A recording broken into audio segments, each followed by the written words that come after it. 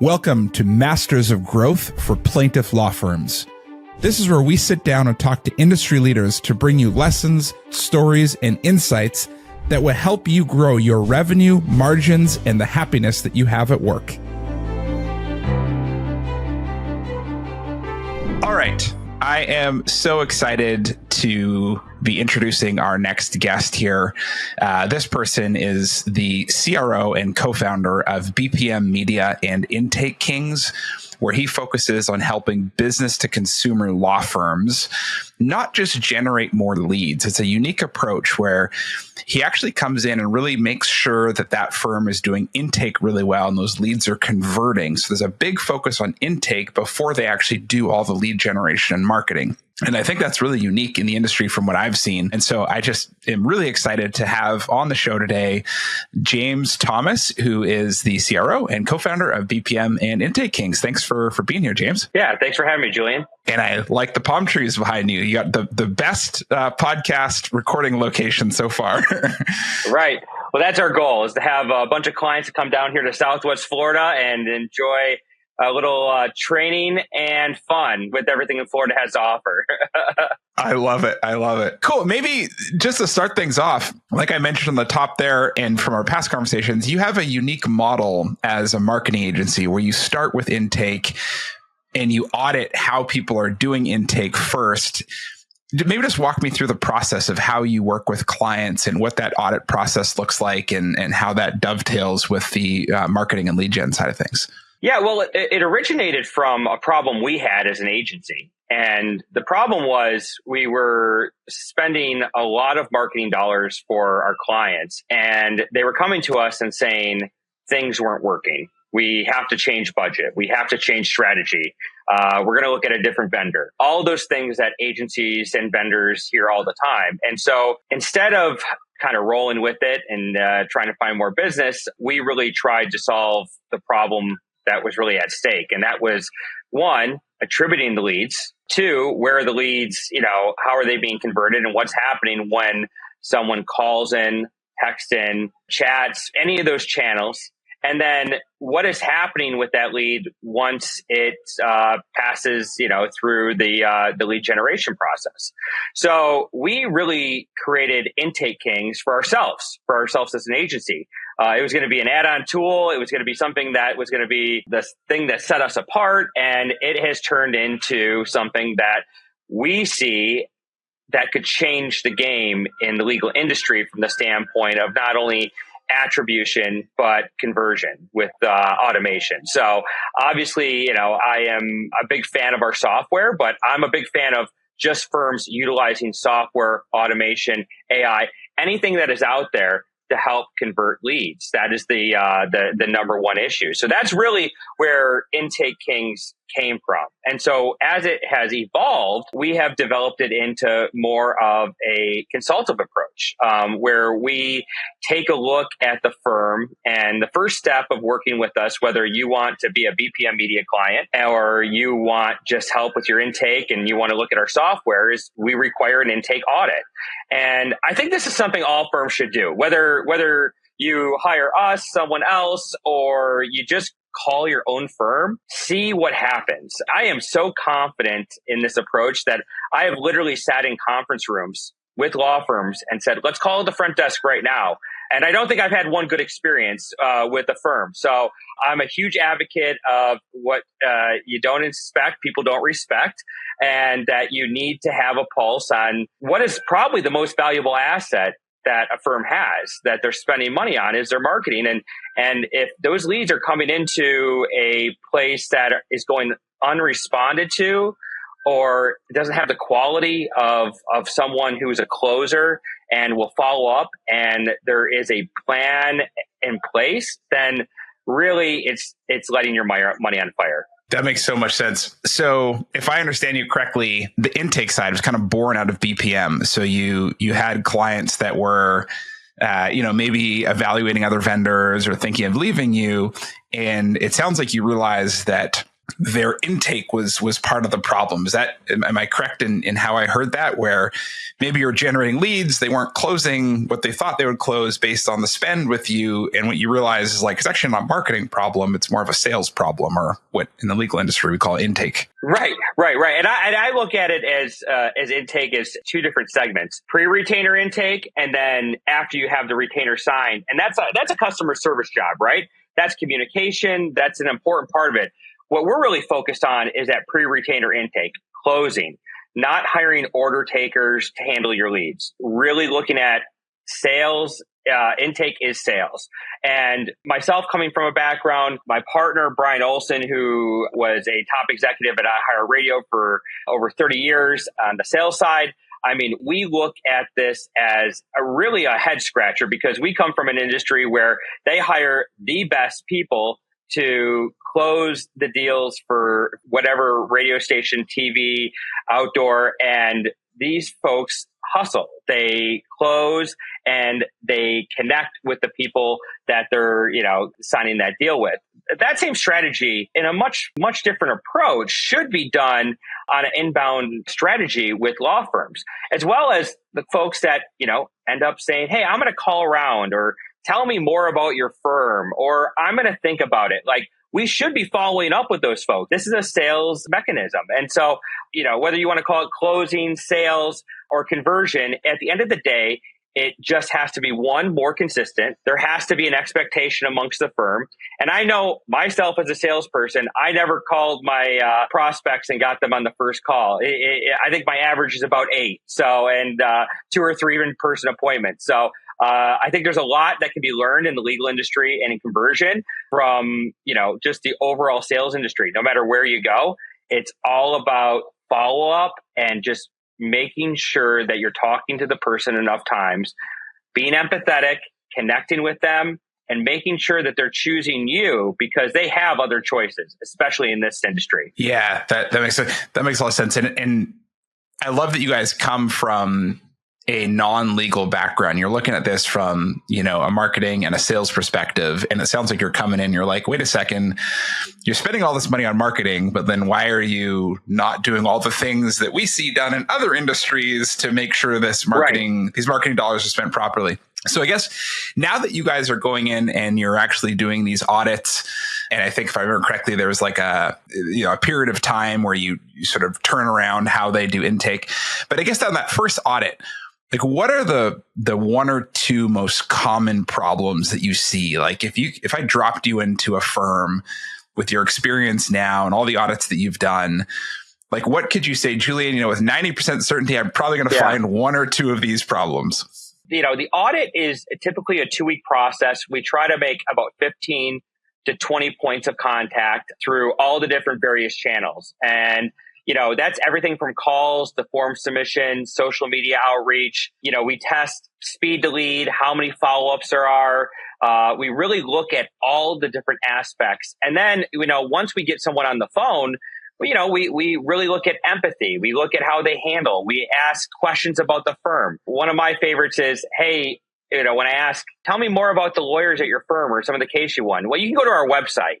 Well, that's if I ever did that in any sales job I've had, I probably would not be still working. But one of the biggest things, like going back to your question, is that what we see when we're in this 2-week process is, one, the number one thing is slow response time. I will fill out a form 6:30 the night before, and I won't hear back from someone till 10:30 a.m. the next day. That's definitely it. Even during hours, maybe an hour or 2 is the typical average time. Now, if someone says it has automation set up, at least that gets the initial contact. And we want to stop them from going to look at other law firms. So if you can add automation or AI or some sort of software in there to at least get the initial point of contact that they have been heard, that is something absolutely great to use. The second thing is probably the lack of follow-up. So I would say on average, the average firm follows up 1 to 2 times. As good salespeople,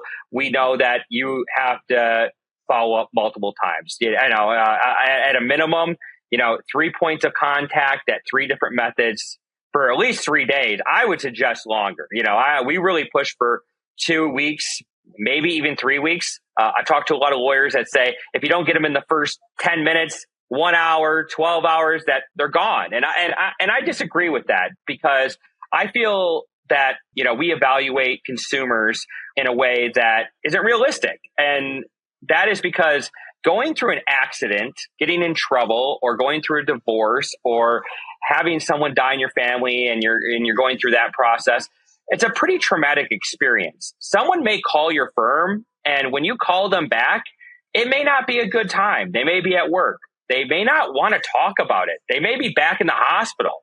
There's so many different variables that lawyers and law firms ignore and don't train their staff on, that we are literally calling people back, trying to text them, trying to get them, because we don't know what their situation is. Maybe they can't talk. One of the tests I just recently did is I go, hey, I'm at work. I can't talk, but I can text. That firm never texted me back.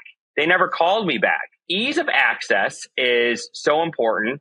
Consistent follow-up and making sure you do it quickly is just crucial. And then once you get them on the phone, being empathetic and connecting with them. This is probably the worst time or situation they have ever gone through, and empathy leads all. Yeah. So it sounds like, just to summarize, speed to contact is one of the biggest mistakes you see. So a lead form gets filled out, or you contact a firm through some method, and it takes them hours or up to a day to actually get back to you. And then 2, it sounds like just lack of follow-up. So maybe they follow up a couple times, or you can't talk, and then they, it kind of drops off. That sounds like the 2 biggest problems. Is that right? And then maybe the third one to throw in there is like lack of empathy or proper quality of the actual call itself. Right. And I'm a big guy on assumptive close, right? Like, the other thing we hear a lot of is, hey, I'm calling to see if we can take your case. We should always be leading with, hey, we are one, if we're answering the call or calling back or leave a message, we are calling to help you. We are calling to give you the help you need, and have that confidence in that we are the firm that's going to make the difference in whatever situation you're going through. Yeah, that makes a lot of sense.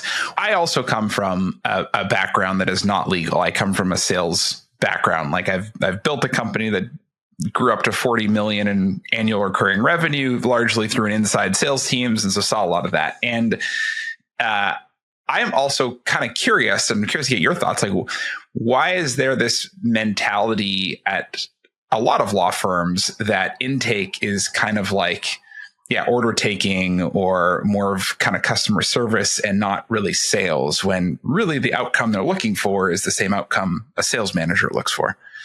Right. Yeah. I mean, it's really the reason why I'm so driven on this, because I think this could possibly be the best sales job in the world. Literally, you have leads coming in all the time. Law firms have enough resources to pay people what they deserve for great closers. And the ability to help people is really fulfilling. Like, I mean, selling cars or radio or furniture, I mean, you go home and I'm that sales guy. I mean, if you were a closer at a law firm and you were helping people get help as quick as possible, and it was because you were hustling, not only is the law firm owner going to be excited, but you're going to be feeling pretty fulfilled that you help that person get justice for whatever situation they're going through. So I feel like we're, kind of going against the grain of what the way the legal industry has always done things, but it's going to be one very, very fulfilling for those people that adopt it, not only from the standpoint of who gets hired into these roles, but also the law firm owners that are handling more cases than ever. Because just an adjustment, and one of my favorite things to say to law firm owners is revenue hides all sins.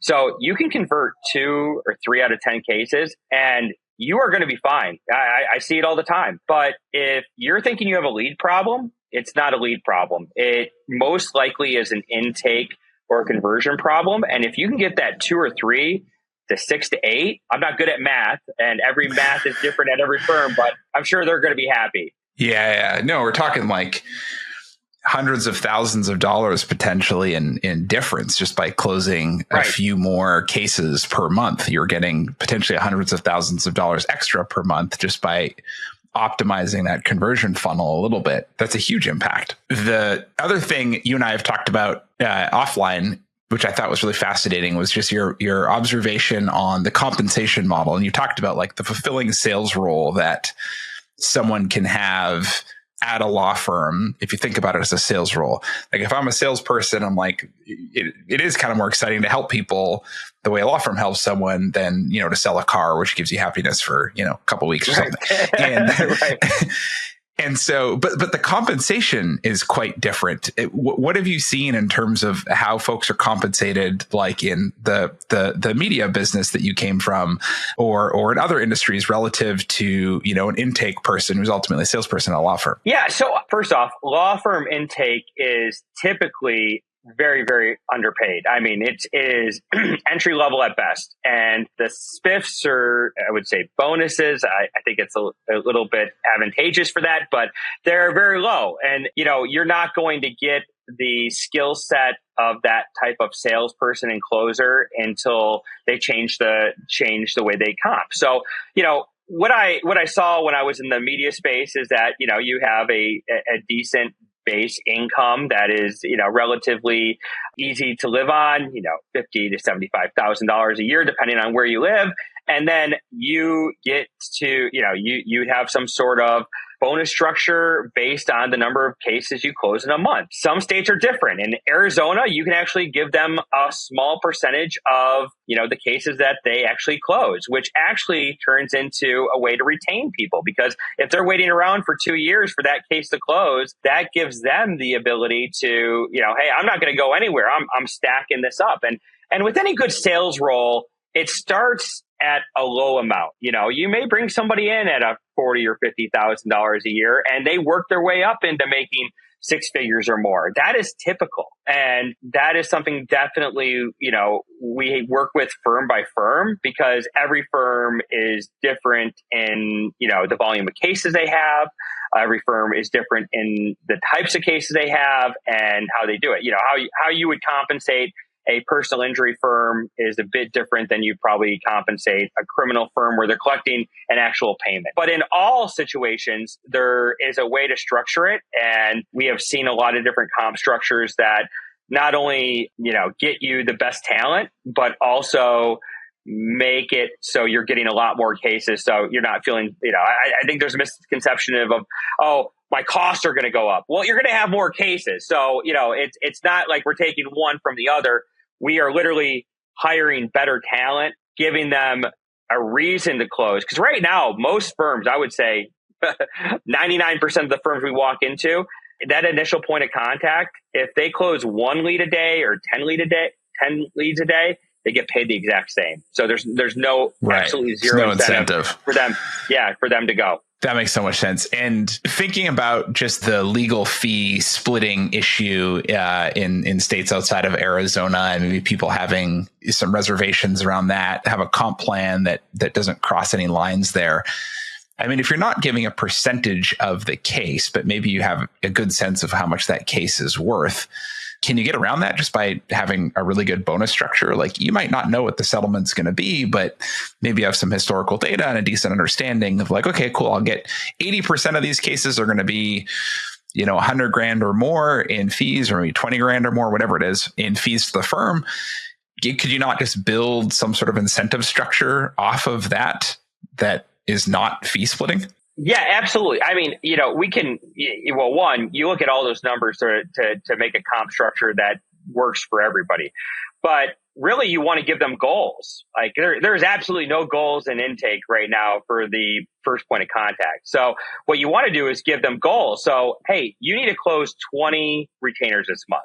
If you hit that 20 retainers, and I know myself and Brian Olson, my partner over at BPM, we used to work off a bonus pool. So if there was 100 cases that needed to be closed by a team, whatever percentage of the case, if I close 30 of the 100, I'm getting 30% of that $10,000 bonus pool. So I'm bringing $3,000 in. So there's a lot of creative ways to go about it. But if the team closed over 100, then you could add a kicker. And what that's going to do is not only motivate people to be a little competitive in your law firm, which is great for sales. We can also gamify this. A lot of great sales teams have TVs up in their sales pits. We used to call them in the radio world. But we could do this the same thing we have in law firms, where they can see how many dials have you had today, how many retainers have you had today. All that data is right there. So it's like a scoreboard. And not only is that going to change the environment of the law firm, but the overall energy in the firm is going to change. A lot of firms I walk into today, it's very quiet. It doesn't seem real fun. And sometimes, they're dealing with problems that are kind of depressing and not very fun to talk about. It may put a damper on your day. But one, you add that energy in there of a high driven closing team, have some gamification, and then really spin it back to the firm and the people who work in the firm that this is a really fulfilling role. Like, we are helping people. And that comes from just good culture, right? Like, that's another thing we talk to our firms about is like, when was the last time you got out, had a town hall meeting in the middle with the whole staff and talked to them about how important it is for us to work in a law firm and the difference we're making? If we weren't here for these folks, where would they be? No matter what practice area it is, but really kind of giving that Kool-Aid speech, getting them excited, and then driving that with some incentive. Right. The morale of a growth-oriented kind of sales floor, like there's an energy to that. I don't think it's a fit for everybody, but like that energy is what drives conversions and camaraderie and like helping each other and competing a little bit with each other in a healthy way. Yeah, I totally get that. It's funny. I've talked to a lot of firms where it's an answering service or like a reception service or an internal receptionist, and it's like the receptionist does intake. And then I'm like, if we had a receptionist take all of our inbound leads at some of the companies that I worked at, like it wouldn't go anywhere. Like, that's not the receptionist is not the salesperson. Yeah, so that makes a lot of sense. What do you see as? Let's assume this situation. You come in, you do an audit. You spend that couple weeks, you test all the channels, and you come back and you're like, hey, here's some problems that we're seeing. Here's what we think you should do over the next few months to turn around how intake is done. What's the biggest barrier in a firm to turning the ship and getting to that like ideal intake operation that you're trying to get them to? Like, what holds them back? What prevents them from succeeding? So, what we try to do is after we do the audit is if they decide that they want our help, we go from audit to inventory. So we inventory the software they're using. We inventory the people that are in the firm. We inventory all of the different aspects of the firm. And then we come up with a business plan, an intake plan of how to build out that closing team, how to train. We go in and train. We do all these things. I think the biggest barrier to entry is that this is uncomfortable. Every time I say sales in the legal industry to lawyers, they kind of get that cringy look on their face. And it's not a bad word. It's something that they need to understand that is going to help not only grow their firm, but also increase the conversion. So I think it's just a little uncomfortable just from the standpoint is if it's not the way we've always done business in the legal space. And then, overall, it's just, they are so busy. Lawyers are just absolutely busy. So they need to hire firms that come in and do these things because they need to practice what they are great at. They absolutely would not want me going in and handling their cases. So, let an expert come in and do that. Just like these consumers are calling in to get help with their cases, it's okay to hire an expert to help you get through something that maybe is a struggle. Yeah. Do you see any patterns with the firms that successfully adopt this? Do you see any patterns like maybe, if they have a head of operations, they're more likely to be able to turn that ship. Whereas if there is no head of operations and it's just like a handful of attorneys plus maybe a paralegal, like maybe they have a harder time making that turn. I don't want to put words in your mouth. I'm just curious if you see any patterns or things emerging or the differences between the firms that successfully do that or the ones that don't. Yeah, what I see is law firm owners that are the COO, the CFO, the CMO, the board of directors is all up here, and it's okay to run this as like a business, and that's really one of the things. That's kind of like when we get into the inventory part of our audits. that's a lot of times we're like, hey, there's a lot of things we need to change around here before we even get to this part. There's a lot of things we uncover as we go through that. And we've, started talking to companies like Fireproof, and, there's a lot of great coaching companies out there that this is the type of things that they help with and suggest. And we refer that type of business out. We don't do business consulting. We really focus in on that pre-retainer consulting. But yeah, absolutely. There should be someone in charge of operations. There should be someone the one position that we always talk about is that you should have, and going to say the bad word again, sales manager that oversees your intake department. Your pre-retainer intake department should be different than after you have them sign a retainer and your case management department. So yeah, it's a little bit of a difference. And that's sometimes hard for a smaller firm to kind of in their mind build out. But, with time, you're going to convert more cases, you're going to have more retainers, and it's not plugging in a lamp. You're not going to just flip the switch. This is like peeling back an onion, and it takes time and concentration, training. But I promise you, the firms that have done it and have looked at it that way are very, very successful. Yeah. I've definitely seen firms that do it this way, and I've seen firms that don't. It seems like the firms that do, to your point, I agree, are very successful, but they are the minority. Do you think that's going to shift, and this is going to be something that just a lot more firms think about, and they think about needing to have a sales function and think about it as a sales function and do all the things that sales function should do? If yes, if you think the majority of firms will eventually act that way, why? And if not, why not? Curious just to get a sense of where you see the industry going. Yeah, they're not going to teach it in law school. So it's going to be guys like me and you and advocates of that. I think we're going to see a lot more of it for one reason, and that's the ABS system. I think that you're going to get private equity in there that runs like this. They support companies that have sales mechanisms. So I think we're going to see that in the ABS community probably happen a little quicker than maybe some of the other states. And that's where you're going to see some of the success. I can already, the ABS firms I've already talked to about this, they are way more open to it. And when they talk to their partners, their equity partners, they are like, yeah, that's how you do business. We should absolutely be doing that. Why is this a question? Of course. Right. Yeah.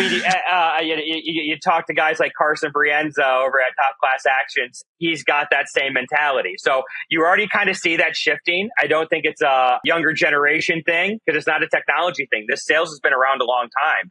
So I think it's a matter of just treating it more as a business. A lead is an opportunity, and you have to convert those opportunities. They're not to be taken for granted. And the craziest thing I see is that people just don't know their numbers. And that's the other part of our system is that attribution. Is like, where are the leads coming from?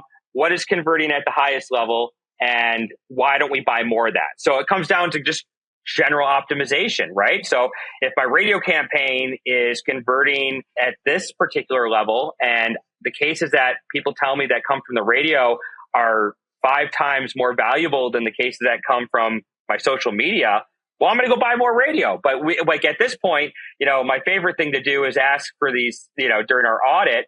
And it takes, I would say our audits take 5 days longer because the firm owner is running around asking 4 different people for 4 different pieces of data, and they come back with 2 and say, I don't know the other 2. So I think it's just a matter of knowing your numbers, really understanding your business as well as you understand the law, and, really taking a chance to look at this from our point of view of intake is sales, and making a conscious effort to test yourself. One of my biggest things is, listen, hire us or not, you should call your firm and see how the experience is. Because I've done enough of these now. I am confident where I can just be like, hey, let's call your firm right now and see what happens. And it is hands in the face. It is, oh my gosh, I can't believe she said that.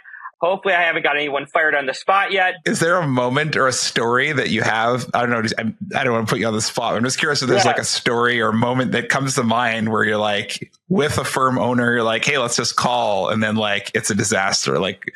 Anything that comes to mind? Yeah. We had one where we were sitting in a conference room and we were talking about this, and agreed with everything we were saying. And I go, well, why don't we just call in right now and see what happens? And so we called in. We were put on hold for 2 minutes. They never asked for my name, my number. I told them I had gotten in a bad accident. I had heard them on the radio, and the first initial point of contact never asked who I was, my name, my phone number, my email address, put me on hold for 2 minutes. Finally got someone on, and they were confused why they were transferred the call.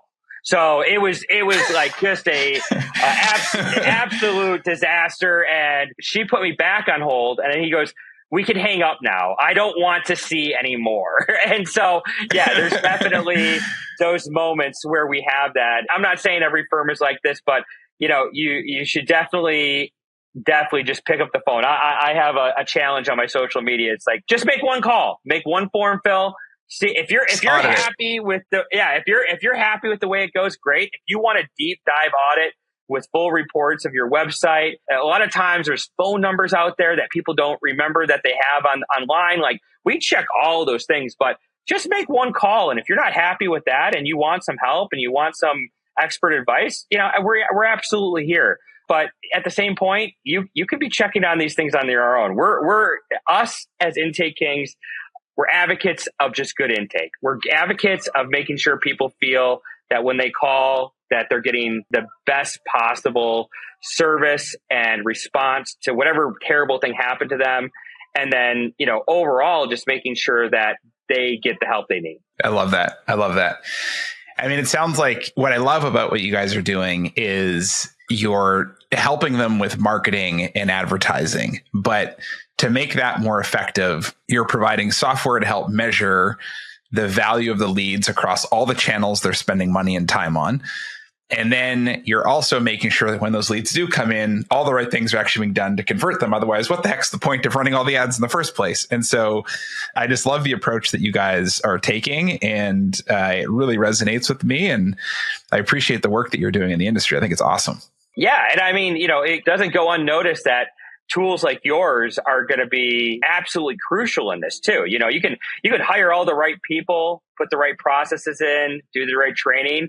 But I wish I had some of the tools as a seller that are available now with AI, with being able to qualify leads before they get there. There's a lot of unwasted time that can be even more effective. So with the right tools, the right people, the right processes, I believe there's going to be great collaboration amongst different partners and law firms, and the people that are proactive about this are going to be hugely successful. I know it. Couldn't agree more. For those listening that want to get in touch with you and maybe do an audit, learn more about your work, where can they find you and contact you? Sure. Yeah. IntakeKings.com is the easiest way. You can follow us on social media. You can always reach out to me directly, James@IntakeKings.com. Perfect. I will put all that in the episode description so you have all those links. And James, wonderful chatting with you. Thanks so much for taking the time. And I think there's just a lot of great info here for everyone listening to be able to improve their intake process. Absolutely. Thanks for having me today.